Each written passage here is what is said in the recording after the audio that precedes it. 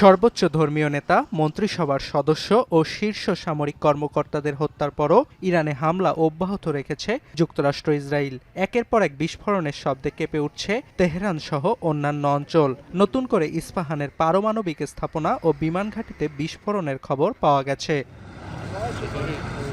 যুক্তরাষ্ট্র ও ইসরায়েলের যৌথ হামলায় প্রতিনিয়ত বাড়ছে হতাহতের সংখ্যা। শনিবারের হামলায় আহত হওয়ার পর চিকিৎসাধীন অবস্থায় মারা গেছেন খামেনির স্ত্রী। এদিকে ইরানে আরও কঠিন আক্রমণের ইঙ্গিত দিলেন ডোনাল্ড ট্রাম্প। তবে ইরানে মার্কিন অভিযান ইরাক যুদ্ধের মতো অনন্তকাল ধরে চলবে না বলে জানিয়েছেন দেশটির প্রতিরক্ষা মন্ত্রী পিট হেগসেট।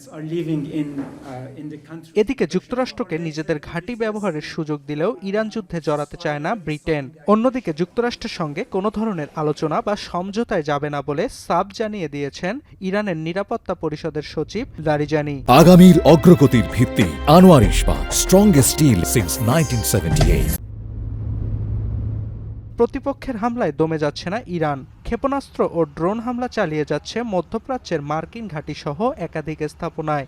ইরানের ড্রোন হামলায় সাময়িকভাবে বন্ধ হয়ে গেছে সৌদি আরবের সবচেয়ে বড় তেল শোধনাগার আরামকোর কার্যক্রম। হামলার পর শোধনাগার থেকে ছুটে বেরিয়ে আসেন শ্রমিকরা। কুয়েতের প্রতিরক্ষা মন্ত্রণালয় জানিয়েছে F-15 সহ বেশ কয়েকটি মার্কিন যুদ্ধবিমান বিধ্বস্ত হয়েছে। ভুলবশত এই হামলা চালানো হয়েছে বলে নিশ্চিত করেছে যুক্তরাষ্ট্র। হামলা হয়েছে কুয়েতের মার্কিন দূতাবাসেও।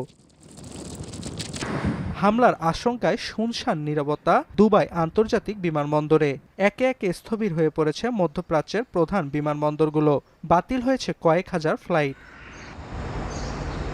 হামলা চলছে ইসরায়েল জুড়েও।